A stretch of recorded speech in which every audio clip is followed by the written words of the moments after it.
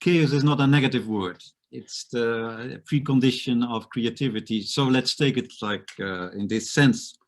So what we'll do now is that we will listen to 3 reactions of our invited speakers, reactions on the book. But first of all, Marius will just give an outline of his thoughts, so that each of us, also those who didn't have the time, let's say, to read this work, know what we are talking about. And after this first part, we will take a little break. Then our technical help, Benjamin Isaac, he will divide us in little breakout rooms so that you can discuss amongst you. We'll come back and we will have a discussion with the 4 speakers of today. But first of all, Marius, I would like to invite you to illuminate us a bit about your thoughts about unruly difference and whatever it might be. 10 years ago, my friend Ramyar took me to go look at the border between Iran and Iraq. And I'd studied the Middle East a little bit at this point, and I had a fairly good idea that these were really 2 very different countries. But when you actually go there, it turns out the actual border is nearly impossible to find. I've included a photo in the announcement for this event.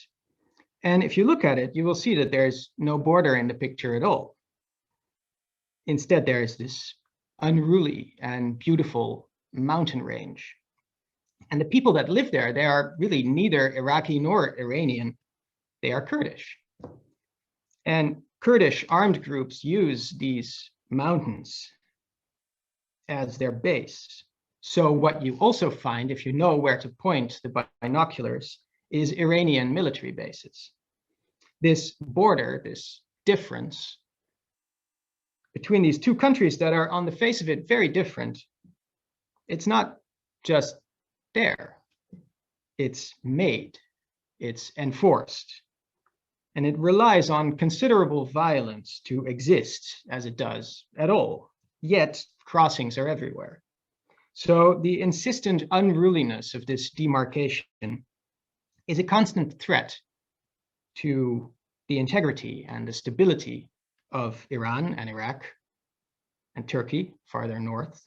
But to the Kurds, to the people that live there, the unruliness of these mountains is a promise, the promise of a radically different future.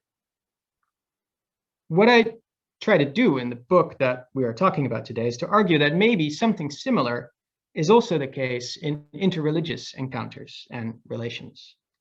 You know, we tend to think about these things as taking place between us and some others, fairly discrete and coherent communities that encounter each other and then work out their similarities and their differences. But I suggest framing it this way leaves something very important out of view. And if we shift our focus away from this image of the other, if we unsettle this idea of otherness, we might find that what goes on at these fault lines of difference is messy and complex. Interreligious encounter takes place in the midst of an ambiguous mess. Relations and demarcations and historical entanglements that make it a lot like this Kurdish mountain range, unruly and threatening to the enforced homogeneity of identity, and deeply promising. When we do interreligious work, I argue, this is where we must start. Yet, most theology that gets done in this field, if it notices this unruliness at all, it tries to bring it under control. It tries to come up with some solution that either safeguards the stability of borders or transcends them in a universalist perspective. I think we should not try to bring it under control. I think we should embrace it. So in the book, I look for ways to make a pact with this unruliness. a pact that is not a pacification.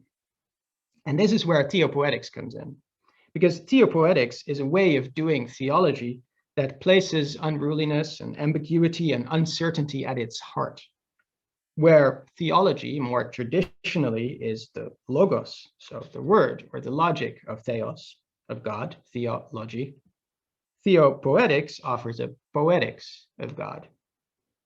So a way of speech that knows of its own inadequacy in ever definitively saying what is going on, and instead favors creative articulation. A theopoetics not only speaks about God, it also invites God into the world, often paradoxically, precisely by deconstructing, unsaying, opening up the way we speak and think about God, especially there where tradition oppresses and excludes. And I think that is what theology needs when it comes to the interreligious, a discourse that does not try to master these unruly mountains, this difference, but embrace the hope within them, embrace where they unsettle the proud confidence of religious identity. In the midst of the ambiguous mess of history, a poetics of the interreligious might evoke a togetherness from its depths, a translatability that is never simply transparency, never simply given, but remains in process, remains to come. One thing I do not do in the book is relate this directly to Anabaptist and Mennonite thinking. But it seems to me like there is a challenge here to traditional Anabaptist thought as well, on which I want to just make two brief remarks.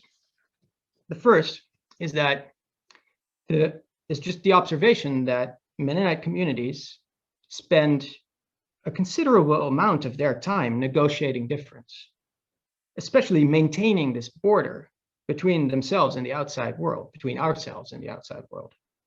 Nearly every traditional Mennonite practice, from baptism to communion to church discipline and the ban, is concerned with this border, which is never simply there, but needs to be made and remade and enforced. Anabaptist theologians have typically preferred particularist or post-liberal approaches, but these, it seems to me, presume the pre-existence of relatively untroubled holistic communities that never really, in fact, exist. The Anabaptist dream of separation is troubled from the start. And this is part of what my current postdoctoral research goes into, on how this troubling is already there in the contradictions of the very founding event of the Anabaptist churches in 1525.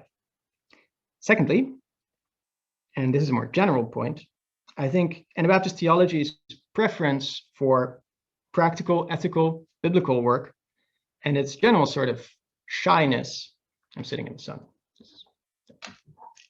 general sort of shyness when it comes to more philosophical or systematic theological inquiry has allowed a significant number of presuppositions, metaphysical and otherwise, to be smuggled into our thinking unnoticed. And this presumption of a stable church world border is one of those, I think.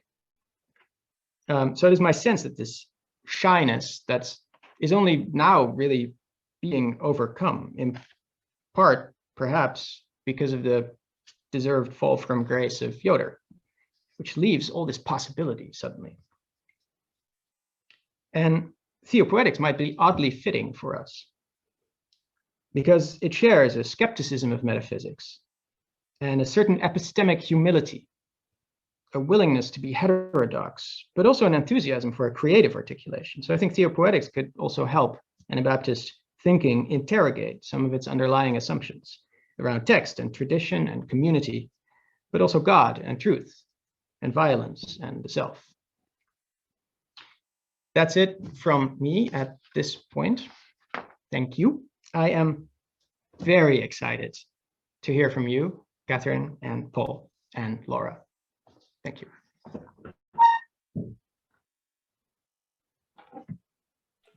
You're muted.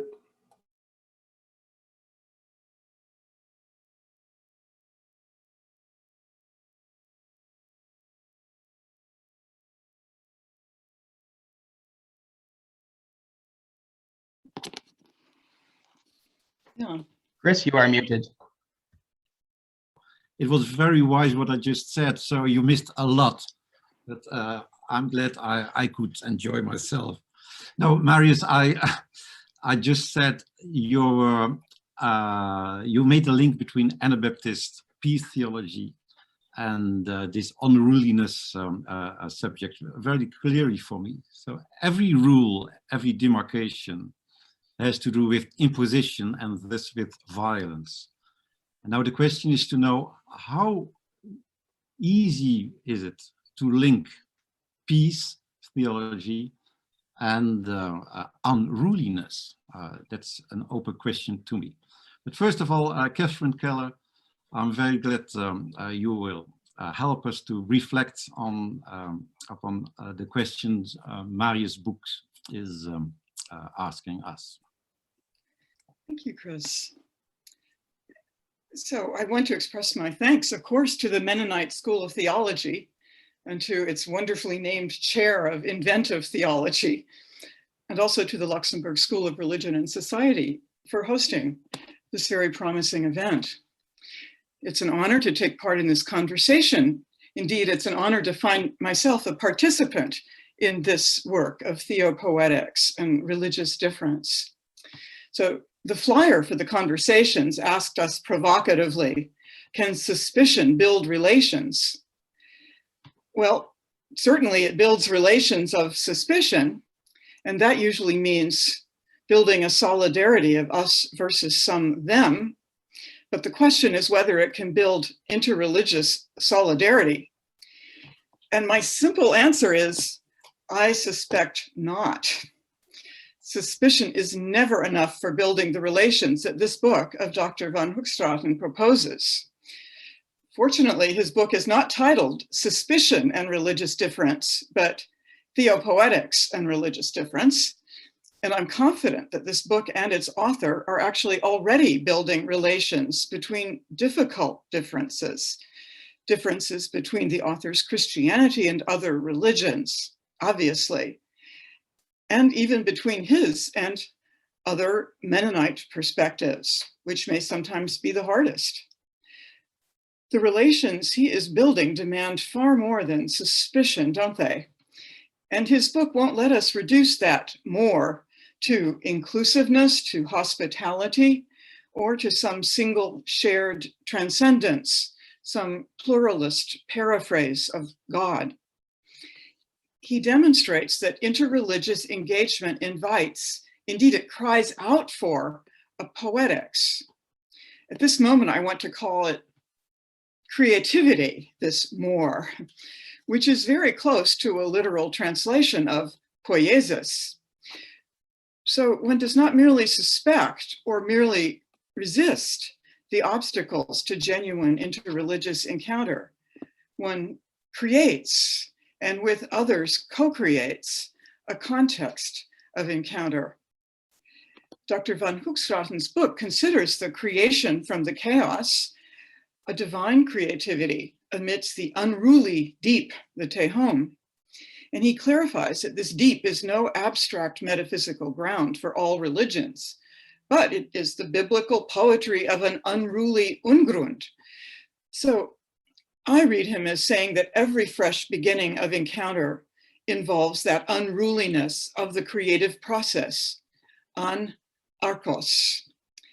Therefore, doesn't the creativity that poiesis implies precede and exceed the suspicion? But the poiesis passes through the suspicion. In other words, the suspicion he proposes is surely sine qua non for the desired encounter. Without suspecting our own traditions of excluding troubling difference, no fresh encounter is possible. We remain settled in our spiritual status quo. So I think I would say the suspicion is necessary, but never sufficient for the newness.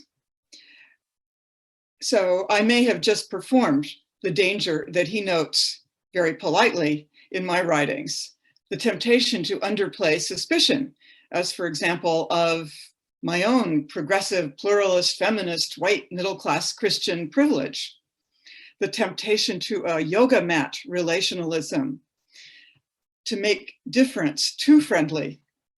Namaste. I admit I'd rather err on the side of peace than of war, the side not just of Gandhi and MLK, but of all Mennonites, for whom peace is never complacency.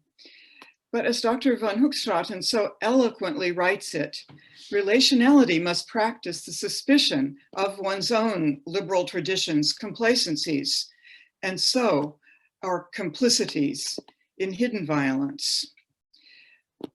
For me, that action required has meant taking part in a progressive eco-social justice Christianity on the left edge of liberalism. For instance, that's my United Methodist Church congregation. Its pews, really nice old wooden ones for New York City, have been since May filled with boxes of food for the homeless and hungry of New York. It's an intentionally mixed race and LGBTQ friendly community, yet it does not teach much about religious difference. However, the congregation has a Muslim friend, not formally a member. She reads the Quran story of Mary for us every Advent.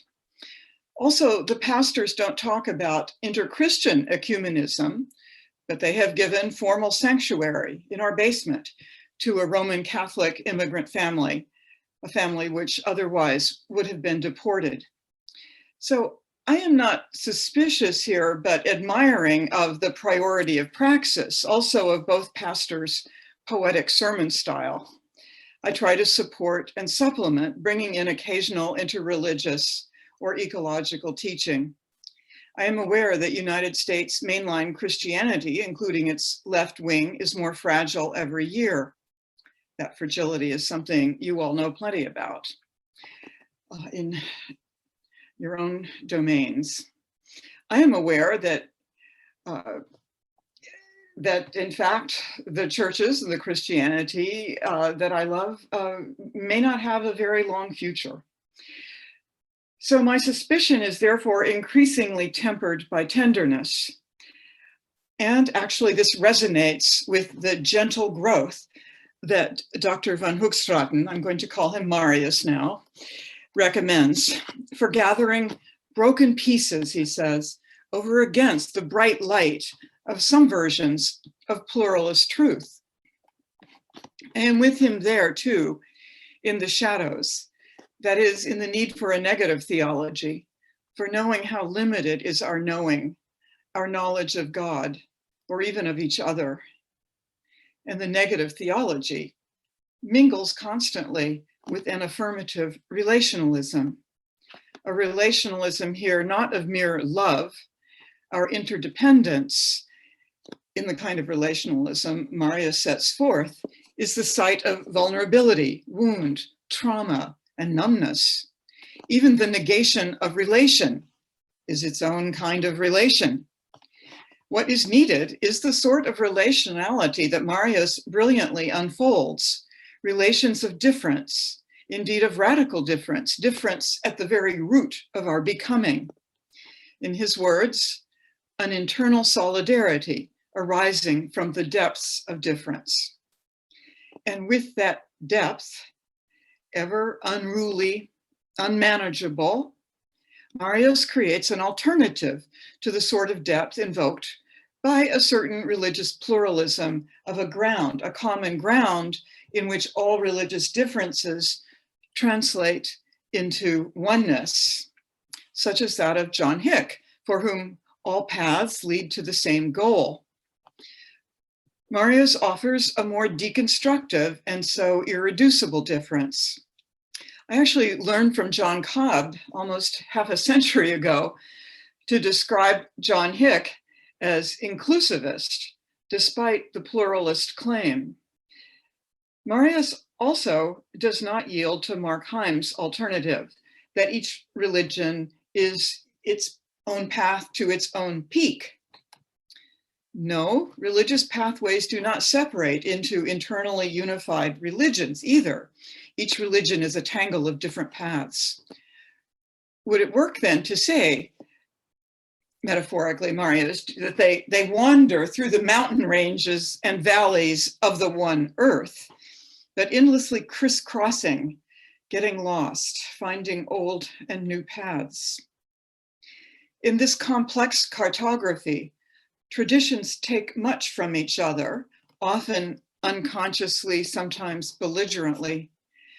What I learned from Cobb's 1976, Christ in a Pluralistic World, is something more that always stays with me, that for a Christian, Christ does not just signal respectful relations to other religions. Christ calls us to learn from the religious other, that cosmological Christ of the Johannine logos, its own kind of poiesis. So Cobb heard Christ calling him to embrace a Buddhist shunyata, to empty the self, the overloaded ego of so much Christian focus on my salvation. Might then our own faith sometimes be inviting us to be changed by the religious other? A couple of weeks ago in a Zoom with Muslim ecofeminist scholars, I found myself, as the only Christian, making a similar move. There is something we Christians of the Anthropocene era need from the Quran, something that goes a step beyond most Christianity towards environmentalism. It's this in Surah 40 of the Quran. Surely the creation of the heavens and the earth is something greater than the creation of humankind, but most of humankind do not know this truth. The Prophet Muhammad here overtly exposes the fallacy of anthropocentrism in a way I do not find explicit in either testament. To thus learn something from another religion that may help the transformation of our own religion, does this serve the newness that characterizes, Marius, your relational manifold? I won't now press Marius on the ecological front, on, for instance, his fleeting hints of an unlocalizable planetary interdependence, that is, of an ecology of entangled difference. It's not the book's topic, and the book is indeed very focused. I will only suggest that the form of interreligious solidarity Marius invokes can possibly energize and be energized by ecological solidarity in co-resistance to climate change. Might such an interreligious ecology involve unruly interspecies difference? Of course, I know just getting the interreligious human solidarities activated is hard enough. Maybe the other species can help us with that project. And Marius manages gracefully to suspect, without discarding, the very word religion, religio, a Latin construction that was key to imperial Christianity, and operative in what Derrida called the global Latinization of the world, that Babel of unified tongues that now, of course, takes the form so advantageous to me of what he called Angglobalization. So, of course, we're having this conversation in English. Of course, this book is written in English, and such elegant English. Translations of religious difference are now forced through English. In this translational saeculum, and perhaps particularly in its European forms, another question arises. How might this theopoetics of religious difference communicate with a secular public? The secular public relates suspiciously not just to religious minorities, especially immigrant, but to religion itself as pretty clearly and increasingly minority. That requires another kind of translation, doesn't it? Which seems to me that Marius outlines with his incorporation of post-colonial and feminist theory, two mainly secular interdisciplinarities. A language of poetics sometimes disarms mere opposition, religious and even secular. But at the same time, of course, I worry that theopoetics can be treated as my German colleagues sometimes put it, wirklich nicht seriös. Any tender, playful, and unruly poetics is especially at risk of being written off as soft. I won't say feminine. Surely lacing it with suspicion helps. I'm going to do it more. And that doesn't mean to weaponize difference, but to theorize it critically, including that systemic self-unsettling. This will keep the struggle for a greater solidarity unfolding as creativity, as it does in this remarkable book. In closing, let me underscore the deeply and dissidently biblical attunement of this book's creativity. For creation from the chaos, which is the rigorously biblical vision of creation, always works from the unruly depths. On archos, no single point of origin, no arche ex nihilo. And by the way, the creative materialization of the world is quite literally an act of theopoetics. E poiesin ho theos, e poiesin ho theos. That is the Septuagint Greek for God created in the first verse of the Bible. Marius van Hoogstraten's Theopoetics of Religious Difference works a bit like Genesis 1 in this, but a much broader scale. It too combines a compelling clarity of vision with an inexhaustible depth of imagination. Unruly, but at the same time, beautifully organized. Inventive theology indeed. Not a neon illumination of settled truths, nor the opposite, an opaque incomprehension. This book partakes of the rigorous ancient uncertainty of the brilliant darkness.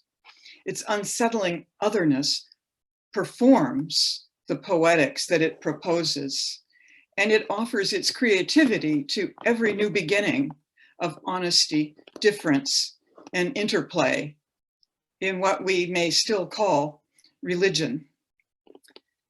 I look forward to our conversation.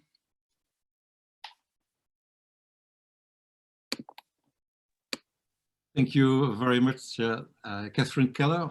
So unfortunately, we can't react directly now to your thoughts. We'll keep that for somewhat later.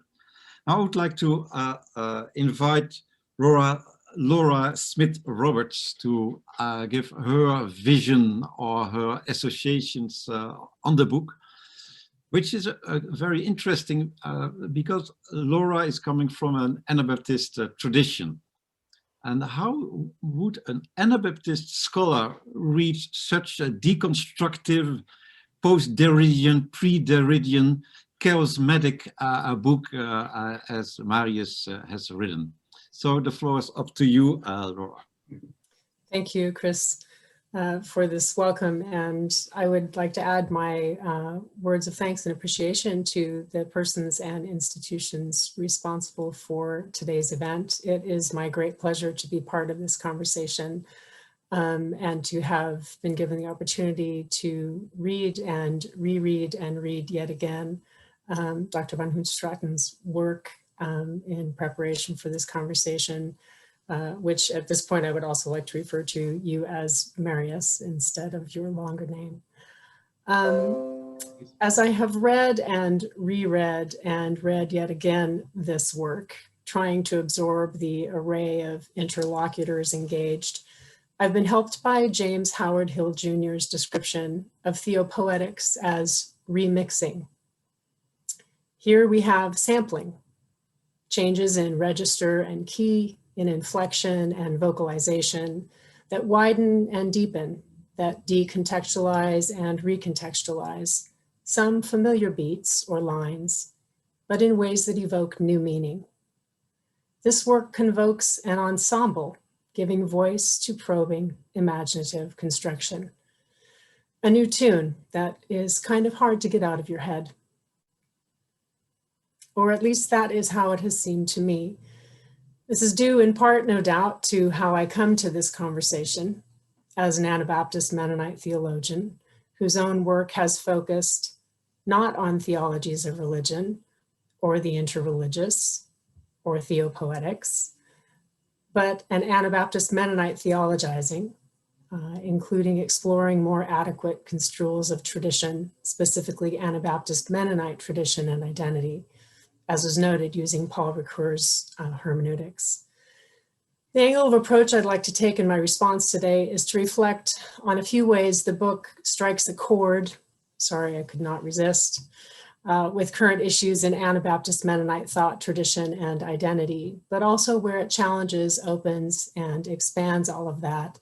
And I'm interested to note that, Marius, the comments you've made in this direction already resonate with some of my own ponderings and observations. I should qualify my comments by acknowledging the contested and dynamic nature of Anabaptist Mennonite tradition and identity. Neither are fixed or static, despite how some of the language I'm about to use may make it sound. And of course, my own social and particularly geographical location significantly shaped my view and response.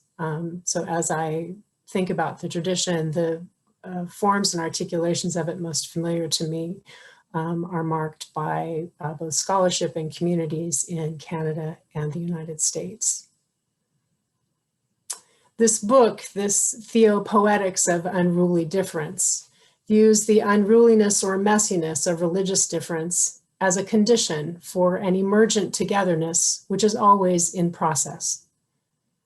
The call is to embrace the anarchic unsettling, to see the challenge as potentially deepening relation. The approach requires a shift of focus from religious other to difference, viewing difference as constitutive of identity and relation, as well as destabilizing of them. Togetherness and relation and community are never a given, but constantly arise from a groundless depth of difference. Here, the truth of Christianity is more of a relational truth, calling into question how community is constituted through inclusion and exclusion in relation to religious fault lines and power negotiations, and how these shape Christianity's relation to its others. Identity, community, tradition, all are in fact already entangled, an ambiguous mess, as was noted. And so the unruly difference of the interreligious shapes, but also decenters religion. On the one hand, the idea of identity as relationally constituted resonates with Anabaptist Mennonite self-description as a tradition emphasizing a shared life of discipleship and a communal hermeneutic. But the challenge presented in this work to recognize the always already present entanglement beyond the presumed borders of a community or tradition, and to embrace the unsettling of those boundaries and critically deconstruct how attempts at the assertion of those boundaries produces the other. This is a significant challenge to a tradition that has often articulated its own identity as a set of distinctives that set it apart or set it over against the other. Other religious traditions, certainly, but also other Christian traditions. Concrete expression of those distinguishing characteristics has required delineation and monitoring and enforcement, such as it takes shape in a peace tradition. Within congregations, at least in the United States and Canada, this posture has meant an awful lot of Mennonite talk about congregational order and church discipline and practices of consensus decision-making that haven't quite lived up to the name. A communal consensus as a governing process and goal can make difference difficult to embrace. The book unfolds difference in relation as constitutive of identity, not a relation of opposition and not a relation of sameness, but a relation recognizing inescapable entanglement. This discussion of theopoetics and religious difference explores the production of the other, of making the stranger strange, from a variety of angles, including that of hospitality. A hospitality model for encounter with and welcome of the other is a long-standing component in Mennonite peace theology and practice. It provides a primary framework and language for discussions of diversity and inclusion, widening the circle or extending the table or setting another place at the table. But the deconstructivist discussion of hospitality presented in the book moves beyond being inclusive, beyond, and I quote, trying to widen the circle to include the other in the space of the same without allowing the space to be altered. It unsettles the roles of host and guest, not just welcoming the stranger, but breaking with the very structure that makes the stranger strange. And in so doing, opens the structure of closure, opens up the religious tradition to the call for its reconjugation in encounter with unsettling, unruly difference. Here, the work of the book deepens critique of the limits of a hospitality model more persistently voiced by Anabaptist Mennonite thinkers in recent years. These voices highlight the limited critical examination of the tradition's ambiguous past and present regarding power and what counts as peace versus violence in relation to those seen and produced as other.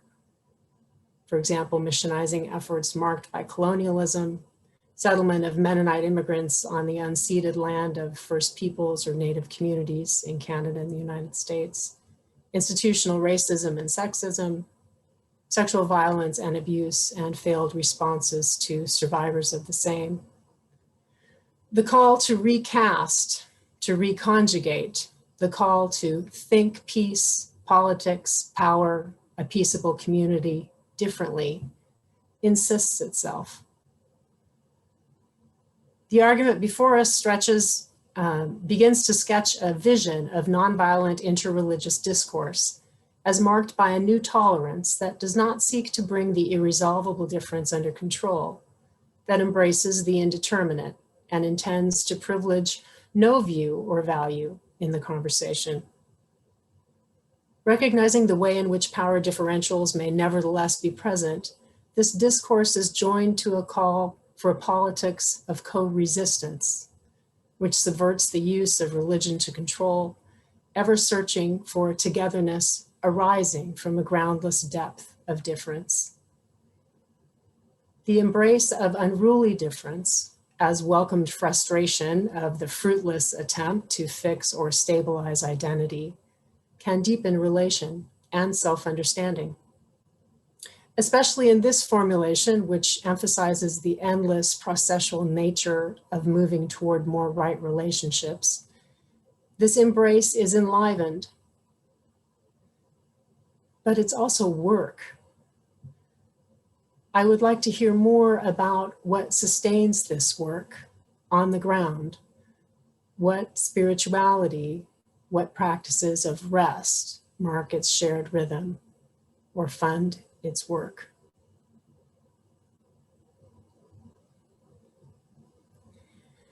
Narrative identity, an understanding of community and collective imagination rooted in the telling and retelling of multivalent narratives, is crucial to the theopoetics of the interreligious presented in this book. So helpful here is the discussion of these narratives not as stories of origin with a single fixed line of development, but as stories of beginnings, a plurality of possibilities, told and retold, that open toward the future, or rather futures, instead of closing in on the past.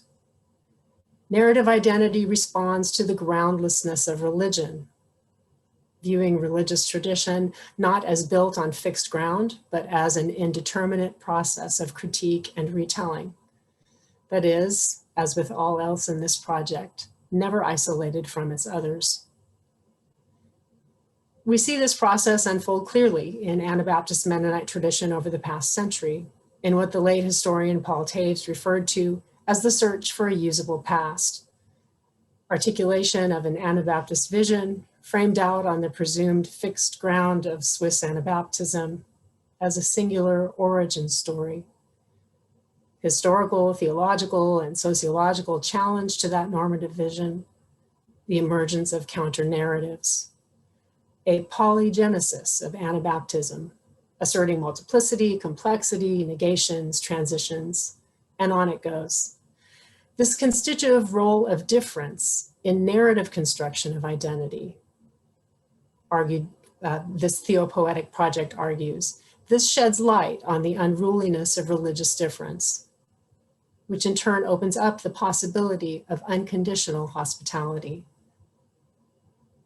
There are questions here, again, of course, questions of power at work to muffle critical retellings or counter-narratives. Narrative imagination as both the formation of identity and its imaginative subversion must be joined. I'm wondering more of how that is invoked, how perhaps the nonviolent interreligious discourse and solidarity connect here as part of the process of narrative imagination and identity. Two other things I'd like to mention briefly as I think about a response to this work as an Anabaptist Mennonite theologian, and they are connected somewhat to the comments Marius has already made. The first is the way in which this project underscores repeatedly a notion that difference opens us up to a groundlessness that questions borders or boundaries of identity, community, and tradition in a way that challenges certitude. So there's a radically qualified confessional theology. All order is contingent. We must accept cognitive uncertainty.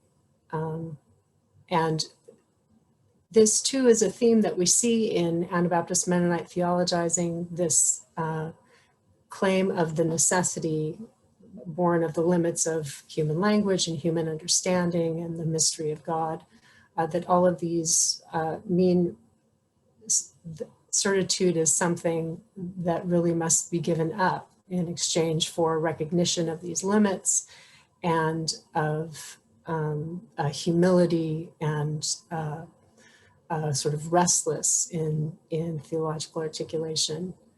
So there's resonance in terms of that thematic in this work. But it's connected, as you noted, Marius, in more traditional Anabaptist theologizing to an array of ontological or metaphysical understandings that find themselves significantly challenged by the relational process theology or theopoetics that you put forward in this work. And I am interested to see how those challenges spark conversation about some of the questions you raised in terms of what has unwittingly been imported into the theological reflection, creative expression, and articulation of the tradition.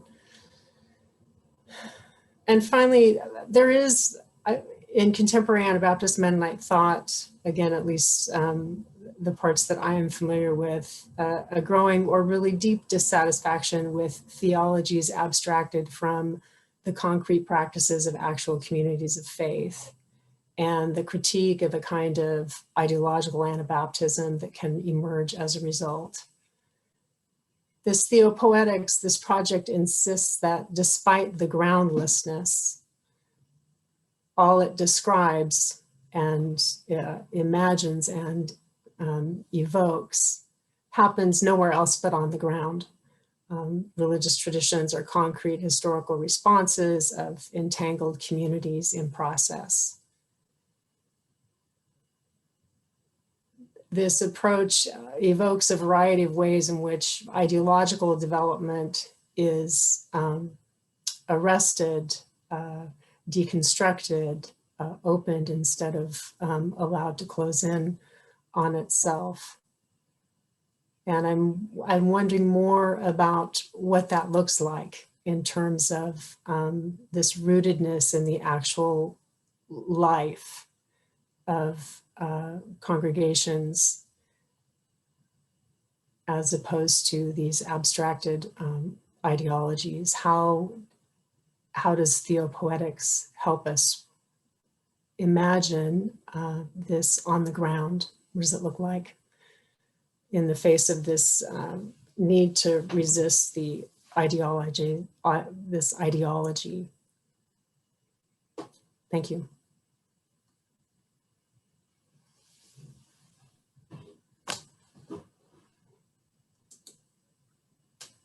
Thank you very much.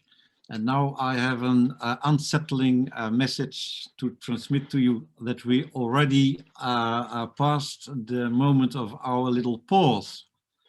So we'll just go on, because apparently that's the effect of unsettling beginnings.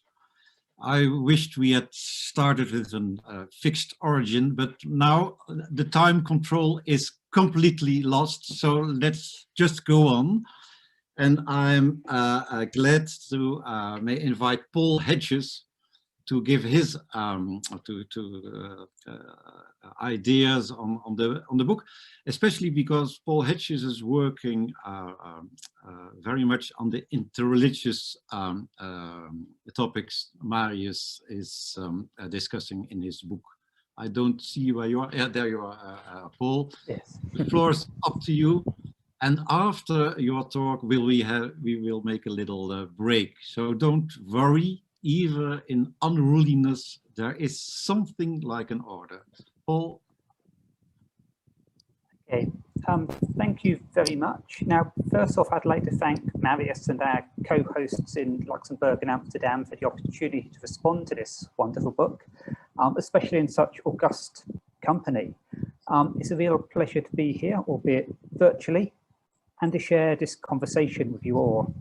I should also say that tonight I've had a somewhat unstable internet connection, so I've been dropping in and out of this, and if I've missed bits of the conversation so far, but hopefully it will stay running while I'm speaking. Now, I should probably confess that before reading Marius's book, I had not really engaged with the literature on theopoetics. I was aware of the term, and I've got a number of books on my shelves which talk about it, but are still waiting to be read. So my engagement with theopoetics is entirely so far through this text. Now, with that said, I found much of his congenial to my own way of thinking, and perhaps theopoetics describes something important in the way that I go about my own theology. The stress on uncertainty and indecidability, alongside a deep epistemic humility, which as I read it are important qualities of theopoetics, seem to speak to issues that have become increasingly important in my own work.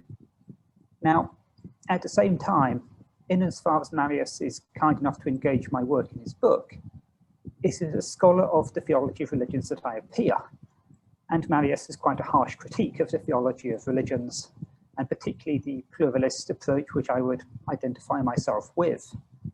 He sees it as entailing an enlightenment certainty, and which, and if I quote from Marius here about pluralism, and at the beginner quote, it reasserts a different kind of privileged position, even appearing to claim to know other religions better than they know themselves, end quote.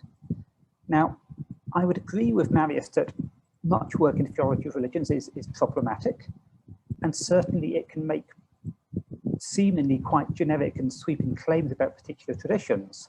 But I think this misconstrues part of his work, including some of Hicks' own work in this. The pluralist claim is not that every aspect of every religion is equally pointing to the same pathway, but rather that we lack the capacity to make a judgment that they are inferior to our own pathways.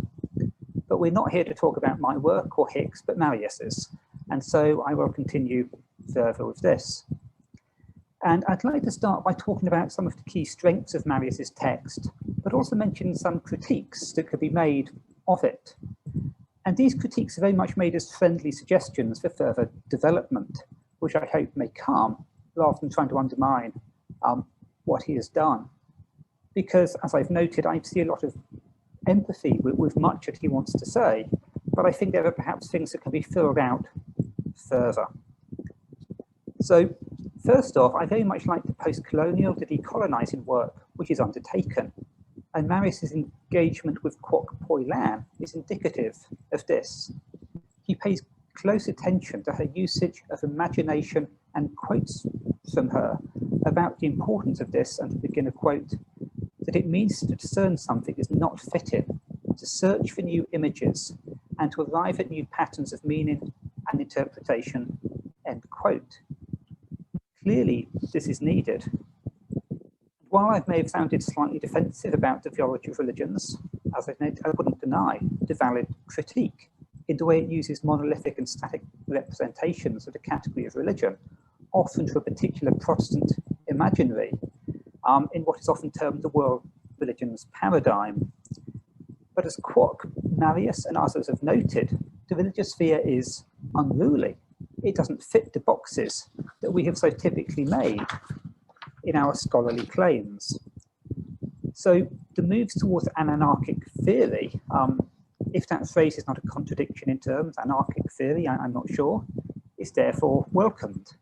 And attention to the decolonial imagination must be part of this. And again, speaking from Singapore, the need to think outside sort of Western European, North American boxes is clear.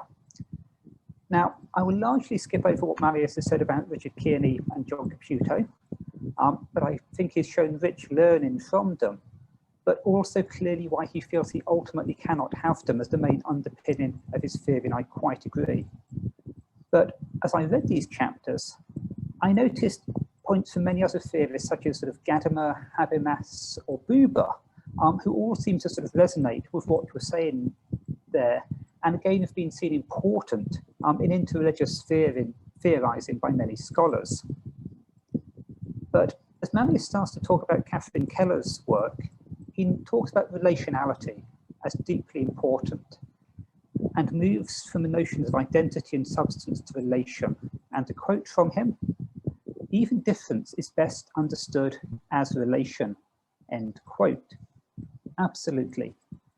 This is something that social identity theory has clearly taught us, and which also tells us that that which we fear, which we see as different, is often to stereotype and engage in othering.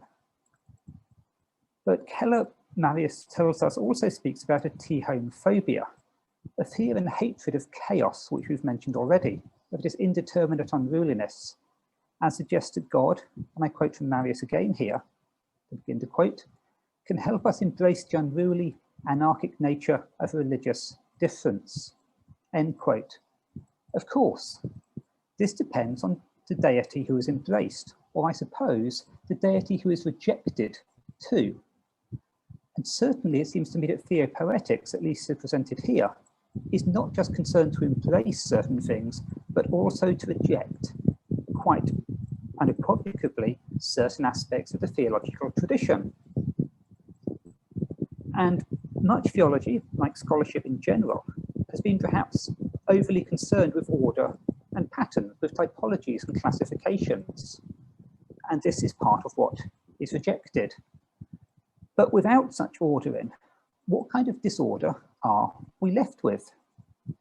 And I kind of see a paradox in Marius's work between an almost unlimited openness that I sense where he's moving with Theopoetics, that denies categories and the need to box, but at the same time closing off certain doors.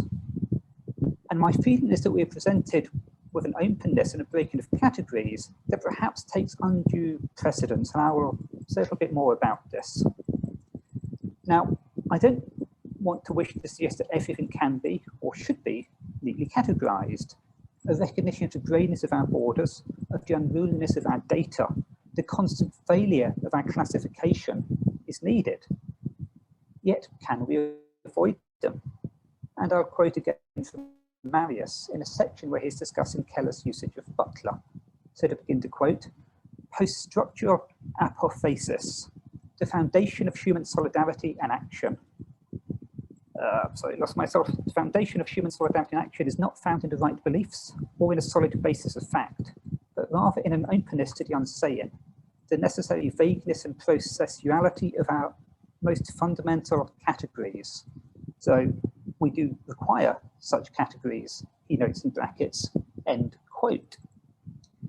Now I agree, but I also find myself wondering, as Marius says, we need these categories. As humans, we cannot operate without them. And while we should be worried about humans who stress the correct belief that pure action doctrine can be pinned down, particularly in particular traditions, it seems that perhaps in theopoetics, things are left too open. This openness to unseen and to stress our openness maybe sort of means that we don't know what we hold fast to.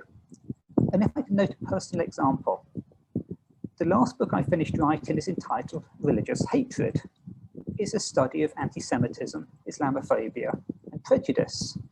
And in the introduction to that book, I discuss it's a subject matter on which I cannot be impartial or neutral, but it is, I hope, a scholarly and evidence-based text. Rather, I take a stand. And a stand means to not be entirely open. It is to say that some things are right and others are wrong. I clearly state that I believe that the Holocaust happened. It is not just one view that we can openly discuss. And I declare that I oppose prejudice and discrimination against Jews, Muslims, and others on the grounds of racial, religious, or other markers. Now, I'm sure that Marius would agree with me on this, and I assume most of us here would. But it leads me to ask, what is this openness that is being spoken of? What is this openness to the unseen? It may be almost facile to say that we are open to the unseen, to what may be said, of course, to some of what is said. Now, it may be very attractive theory, but it seems to me perhaps leave a certain woolly looseness where sometimes we must be firm and direct and clear. Certain things must be closed and not open. Now, a separate discussion may be around how we speak to those we disagree with. And here, perhaps sort of condemnation is not the way to go. If we wish to persuade others of what we see as the errors of their ways, we need an openness to listen to them. Their journeys, their narratives, their identity claims are important, but this is more a matter of praxis and ontological openness. I wonder, therefore, how Marius's Theopoetics would position itself, and whether the language of an almost unlimited openness is not itself deeply troubling in certain ways. And while in his conclusion he speaks of the need for discernment, I'm not quite sure what grounds are left for this. However, there still remains much in Marius's argument that I can admire. I particularly enjoyed, as he sought to forge his own insights, the imagery in chapter 5, where he described the mountaintops that a particularist or a polycentric pluralist may envisage as being what he calls arid territory, and suggesting, and I quote again, that a theopoetics might thus instead draw attention to the ridges and passages between those mountain tops, end quote. A lovely bit of phrasing and very suggestive, and I believe it's imagery that we need to hold fast to, the insights within that. And that brings me to discuss his discussion around the inter. He's quite right. We have to give more space to the inter, in the interreligious and many other inters too, the deep connections, the fissures, and the blind spots that are not seen when we focus on traditions in dialogue. We assume a norm and a fixed stability of these traditions as the basis, with the inter being unseen, or perhaps sort of a conversation where these great monolithic blocks of traditions come and meet. And in stressing the inter, and Marius here draws on such figures as Derrida and Homi Bhabha, I wholeheartedly agree that we must realize that the monolithic blocks of religions are not containers of meaning, but fissured and fractured entities in and of themselves, and composed as much, if not more, by the other, by what they put themselves against, and by the interconnections and the syncretic blendings, certainly, than we typically assume. But I also wonder if Marius has not pushed the boat out too far. We can overstress the inter and the syncretic fusion, and ignore the stark social reality of hard borders that people create, live in, and inhabit. In theory, every religion may be a continually merging and blending syncretic fusion. In practice, this is not what people experience. As such, much as I appreciate Marius's stress on the inter, to go back to a phrase that's been used already and to quote here, for all its emphasis on contingency and groundlessness, it does not happen anywhere or else than on the ground, end quote. And on the ground, we see people grounded in traditions, claiming belonging, membership, and certainty. Yes, some people may stress multiple identities. Some may wish to go beyond their own tradition. And Marius's language and theories may be liberated for them. And so when he speaks about an emergent community, I wonder who he is speaking to. Is this just a few seekers who are after such things? But what about the many people left, still deeply grounded in their traditions? Now, this is not offered perhaps as a criticism, but just a reflection on perhaps the potential limits of such indeterminate and open-ended community building. Now, as I noted to begin, my aim in these comments is not to tear down the inspiring and well-connected thesis that Marius has argued. Indeed, I feel that some, at least, of the critique I've leveled towards Marius is also self-critique, because I am a self-identifying pluralist, and I'm aware that when I speak as such, I potentially speak to a very small audience. And my own ideas on the openness to religious otherness may also be very hard to circumscribe. As such, I do not deny that this book is rich and deep and holds much less appealing. Rather, and I'm sure Marius will agree, it is one step on a journey and not a final word on that journey. As such, I wonder if Marius has thoughts on possible future steps from the reflections which I have raised here. So, thank you. Thank you very much, Paul. And now I would ask you, let's change the schedule a bit. I would suggest you that